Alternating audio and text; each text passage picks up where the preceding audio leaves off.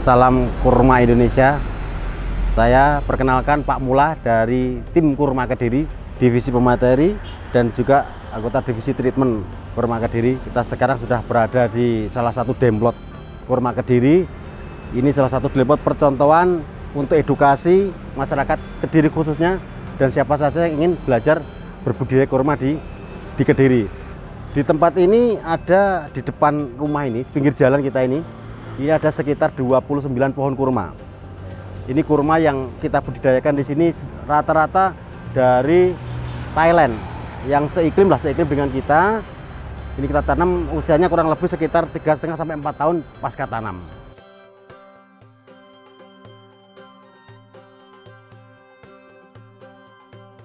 Dari beberapa pohon yang di depan ini, sejak tanam dari tim perawat kita dapatkan data ada beberapa pohon yang sudah keluarkan manggar. Salah satunya itu yang di samping ini, mungkin kita bisa lihat. Jadi ini sudah pernah keluar 1 tahun yang lalu, manggar jantan. Jadi biasanya umumnya memang kurma ini kalau kita tanam dari biji, ini kan dari biji ini biasanya yang kalau kita tanam bareng-bareng dominannya keluar rumah jantan dulu biasanya.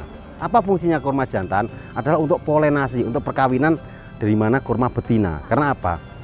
Untuk mendapatkan buah dari sebuah tanaman, khususnya di kurma, buahnya harus sempurna ini. Nah, syarat sempurna satu buah ini adalah harus dikeluarkan biji. Nah, untuk mengeluarkan biji ini adalah dengan dikawinkan atau dipolinasi dengan menggunakan manggar jantan. Nah, kurma ini kita tanam ini dengan jarak, ini agak terlalu pendek sebetulnya, karena ini masih tahap seleksi. Ini jarak 4 meter. Artinya apa? Karena ini dari biji, seleksi jantan dan betina dulu. Jadi nanti begitu dia keluar jantan atau keluar betina, kita jadikan dalam satu blok, jantan sendiri, betina sendiri. Ini untuk tahap seleksi, karena kita main dari biji, kita ambil yang lebih murah lah. Dari beberapa pohon ini usia sekitar 3,5-4 tahun, ada satu jantan, ada yang di sana ini betina, status betina walaupun masih kecil.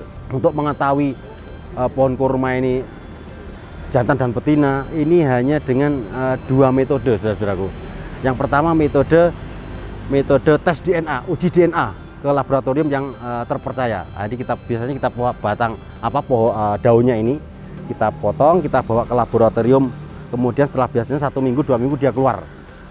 Ini baru kita ketahui jantan dan betinanya. Ini yang pertama dengan tes DNA. Yang kedua dengan sabar menunggu sampai dia keluar manggar. Dari manggar inilah nanti kita ketahui jantan dan betinanya.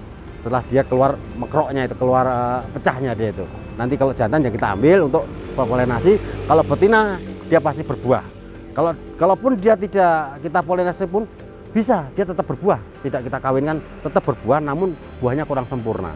Karena kesempurnaan suatu buah adalah harus punya isi, dia harus berbiji untuk menurunkan keturunan, biasanya begitu. Nah, ini untuk status jantan betina. Lah seperti ini kita tidak bisa mengetahui sudah secara fisik, tidak bisa, karena jenis pohon kurma ini adalah ribuan. Satu pohon katakanlah seperti ini, jenis keeluan. Mungkin dari morfologi, ada ilmu namanya morfologi, tebak-tebakan dari pelepahnya, yang bonggolnya, pelepahnya, ataupun dari serabutnya. Ini ada beberapa kawan meneliti, oh ini jantan, ini betina, tetapi tidak akurat sebagaimana tes DNA itu bisa sampai 90% akurasinya. Kalau dengan morfologi ini tidak sama. Bisa juga dengan jenis yang sama, tapi dengan jenis yang lain kita terapkan tidak sama, berbeda. Katakanlah dengan daun, pola daun ini, dengan daun P1, P2 yang ditemukan teman-teman ini, dia tidak sama kalau kita terapkan dengan jenis yang lain, berbeda sekali. Makanya kami khususnya di Kurma Kediri tidak menganjurkan untuk status jantan betina dengan morfologi, tetap menggunakan secara ilmiah, kita tes DNA ataupun kita secara alami, kita tunggu sampai keluar manggar. Itu untuk mengetahui status jantan betina. Yang kedua, setelah kita tanam ini kita lakukan perawatan. Apa perawatan? Yang pertama adalah 4 syarat daripada kurma adalah sinar mataharinya cukup, ya, sinar matahari cukup, kemudian airnya cukup, nutrisi cukup, kemudian juga dengan perawatan anti hama yang cukup. Ini salah satu cara untuk menangani hama daripada kurma. Pohon kurma ini adalah yang paling rawan, yang paling menjadi masalah momok bagi petani kurma. Awal-awal seperti ini kita ini riset, ternyata adalah penggerek batang atau yang sering kita namakan wawung, kedua red weevil. Ini paling ganas. Cara penanganan yang kita lakukan, kita menemukan cara yang pertama kita kasih seperti ini. Monggo kita bisa lihat. Ini kita bisa gunakan lato-lato ini biasanya. Namanya lato-lato kurma Kediri. Ini dari bahan karbofuran yang kita bungkus, kemudian kita tempelkan di sini. Untuk apa? Bahan bau-baunya yang menyengat dari karbofuran ini kita tempelkan seperti dia akan mencegah wawong ini takut, dia mau masuk takut. Karena bau daripada ponggol ini dia seger sekali, dia senang. Salah satu hama palem, baik itu kelapa ataupun kurma ataupun sawit, di mana saja itu ya wawong ini dan red weevil. Kalau wawong dia biasanya menyerangnya di sini, di pangkal sebelah ini. Lah kalau red weevil biasanya di sini Pak, di batang. Kita nggak tahu, kecil, tahu-tahu bolong di dalamnya. Nah ini bekasnya dulu, ini bekasnya wawong. Dengan penanganan khusus kita kasih insektisida, dia keluar, kemudian kita cegah dengan menggunakan ini. Nanti dengan bau ini dia nggak akan masuk. Sudah hampir setengah tahun ini, dulunya ini diserang wawong ini, hampir tewas semuanya. Dengan kita jaga dengan ini pencegahan atau preventif, sudah 6 bulan ini tidak ada hama yang masuk. Adapun 1-2 sudah terkontrol gitu. Dan untuk perawatan penanaman, bagusnya untuk bibit kurma yang kita tanam ini memang ada beberapa metode. Kalau kita mau memainkan skala kebun ya, skala kebun luas seperti di Thailand, di Timur Tengah, memang seharusnya yang sudah jelas status jantan ataupun betinanya. Katakanlah jantan, tadi sudah kita jelaskan, betina kita jelaskan bisa tes DNA ataupun keluar manggar dulu, ataupun dengan kita ambil bibit yang kultur jaringan. Nanti baru kita skala kebun, kita rawat dengan baik, namun itu juga memerlukan kos yang tinggi. Kemudian dari tanaman kurma ini perlu intensif perawatan. Banyak di kalangan petani-petani karena saking semangatnya menanam kurma, ini biasanya mereka ini semangat di awal, bapak-bapak, ibu-ibu, karena terinspirasi oleh potensi kurma yang luar biasa. Kajian pertama dulu tahun 2014 dari majalah Trubus yang viral pertama kali ini literaturnya mengatakan 1 pohon kurma ini sebanding setara dengan 1 hektar sawit. Ini menggugah semangat bagi para petani-petani, pakar-pakar untuk berbudidaya kurma, tetapi tidak diimbangi dengan ilmu pengetahuan. Maka yang paling penting di dalam budidaya kurma yang pertama yaitu kuasai ilmunya dulu. Ilmu bertani kurma, kita bisa gabung dengan kelompok-kelompok komunitas kurma di Indonesia. Alhamdulillah banyak sekali tersebar dari Sabang sampai Merauke untuk belajar bersama mereka, sama senior kita. Seperti saya juga belajar dari teman-teman nasional mengenai perawatan agar nanti di kemudian hari tidak terjadi kegagalan. Karena banyak sudah nanam 4 tahun, 5 tahun kok nggak berbuah. Keduanya diserang hama, ini akan menimbulkan bermasalah sehingga dia putus asa. Makanya kami dari tim Kurma Kediri menganjurkan mulailah dari awal, dari nol, mulai daripada semai biji atau dari bibit kultur jaringan, kemudian belajar dengan komunitas, kita belajar bersama-sama untuk cara perawatan dan penanganan hama. Bagaimana cara merawat pohon kurma yang usianya sudah seperti ini? Ini pohon kurma ini usianya sekitar 3,5 sampai 4 tahun pasca tanam. Nah ini juga kita perlu perawatan. Perawatan yang pertama adalah kita injek nutrisi. Nah ini karena ini sudah bentuk seperti ini ditanam ya. Nanti kita gali ini kita kasih injek pupuk kompos. Kompos sesuai dengan keperluannya ini. Kompos ada campurannya, kadang-kadang kompos yang sudah kita fermentasi. Kompos kambing boleh, sapi, onta kalau ada, atau yang lain-lain silakan. Atau tai ayam kadang-kadang teman-teman kita injekkan, dimasukkan di dalam ini agar untuk dimakan sama akarnya, karena mulutnya tanaman ini kan di akar ya itu. Nah kemudian kita injek per 4 bulan sekali bisa, 6 bulan sekali bisa, atau setahun sekali minimalnya. Jangan sampai tidak dikasih makan. Makanya banyak, kenapa kok lambat kurma saya umur sekian? Ya mungkin karena satu jenisnya, varietasnya, atau yang kedua karena makanannya kurang. Jadi yang pertama kita kasih makanan, kemudian pengairan yang pertama kawan-kawan. Jadi pengairan kita kasih air setiap hari bisa. Kalau musim hujan terlalu sering seperti iklim tropis ini, ya mungkin seminggu sekali.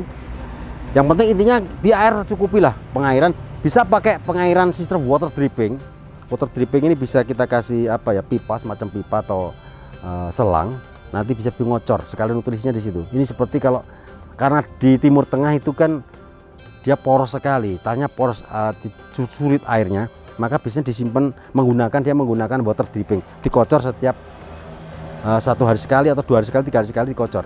Kalau ini di Indonesia ini tanahnya tropis ini biasanya basah, Jadi nggak perlu sering-sering lah, mungkin 1 minggu itu bisa. Yang penting kelembapannya terjaga, kemudian pH-nya kita kontrol sampai 7 lah, sejak 7A bagus. Ini jadi pengairan, pupuk, kemudian perawatan yang bagusnya itu setiap minggu sekali kita mesti semprot menggunakan anti hama. Kalau musim hujan kita tambah anti jamur, kemudian kita kasih nutrisi untuk batang dan daun. Ini bagaimana yang di dalam kita injek pupuk nutrisi, yang di luar pun juga kita kasih nutrisi agar fotosintesis ini sempurna. Nah, ini oh ya, satu lagi, biasanya kalau sudah umur seperti ini banyak kawan-kawan ini pengen cepat dibuahkan, atau kurma yang udah besar belum pernah berbuah, itu perlu satu perawatan yang khusus. Bagaimana kemarin kita tangani di Tulungagung, umurnya sudah 6 tahun belum pernah berbuah kawan-kawan. Mereka pengen dibuahkan, pokoknya waktunya berbuah. Yang pertama yang kita lakukan adalah untuk melihat dulu, kita cek, kita analisa apakah pohon kurma ini diserang hama, apakah pohon kurma ini diserang wawung, diserang red devil. Walaupun kita buahkan, kita pupuk pembuahan, tetapi kalau DNA tidak kita diagnosa, ternyata di dalamnya ada hamanya, ada wawungnya, tidak kelihatan, kecil sekali, maka itu pun juga percuma kawan-kawan. Setelah kita penanganan, kita rasa sudah sehat, 1 bulan 2 bulan sudah sehat, baru kita kasih pupuk pembuahan. Kita punya divisi riset, divisi treatment yang bekerja sama dengan salah satu institut di Surabaya. Kita meriset beberapa pupuk yang kedepannya akan sangat bermanfaat untuk khusus kurma. Kami sendiri dari tim Kurma Kediri sudah sering sekali panen. Kita sudah panen di mana-mana tempat. Alhamdulillah kita tawarkan kepada masyarakat Indonesia untuk menguji coba tentang buah kurma ini. Kemudian yang kedua, teman-teman, yang berikutnya kawan-kawan, ini salah satu potensi ke depan ini kurma ini. Potensi ke depan seperti ini. Setiap pohon kurma insya Allah berpotensi mengeluarkan anakan atau dikatakan sunu. Kalau ini jenisnya betina, maka anaknya pun sununya ini akan betina pasti. Kalau ini induknya ini jantan, anaknya pun dia akan jantan. Nah, untuk perluasan ke depan sebagaimana di Timur Tengah, nanti perluasannya dengan menggunakan sunu ini, teman-teman. Anakan ini nanti kita dongkel dengan teknik tertentu, bisa kita cangkok ataupun kita dongkel seperti biasa, kita tanam. Karena sudah jelas statusnya, induknya betina, anaknya ikut betina, kita pindah. Jadi lebih cepat. Dan untuk kedepannya Indonesia berpeluang untuk perluasan dengan sunu. Kemudian daripada beberapa pohon yang kita tanam, khususnya di komunitas Kurma Kediri, komunitas kita ada di beberapa wilayah di Jawa Timur, kita sudah melakukan demplot tempat-tempat yang kita tanam. Untuk kedepannya kita akan mencari indukan-indukan yang produktif. Misalnya seperti ini, kalau ini nanti berbuah betina, produktif hasilnya. Apa itu produktif?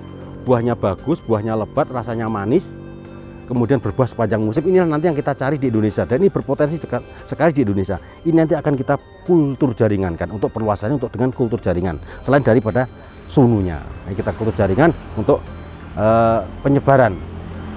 Biasanya satu pohon ini bisa sampai 3.000 atau 5.000 bibit kultur jaringan. Insya Allah, alhamdulillah kita dari tim Kurma Kediri sudah kita bentuk divisi kultur jaringan yang berisi profesional laboratorium yang nantinya akan ke depan meriset bagaimana membuat bibit kultur jaringan untuk masyarakat Indonesia khususnya, agar ya kita dapatkan bibit yang unggul, yang murah untuk potensi di Indonesia. Biasanya kita kan ada edukasi tur pembuktian.